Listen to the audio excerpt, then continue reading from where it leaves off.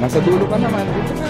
Kadami-daming lugar. Ganda ng bike eh. Isa-isa, huwag kayo magdikit-dikit na ganyan. Dito ka, anak. Oo. Isa-isang ano. Wala ka lang. Dito ka sa gilid.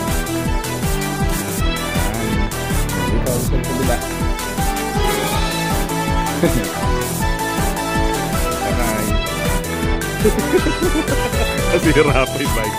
Nag-register lang, nasira pa yung bike. Ayan. 1, 2.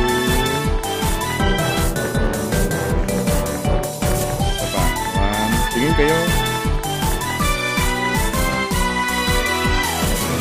Hindi naman nakatingin.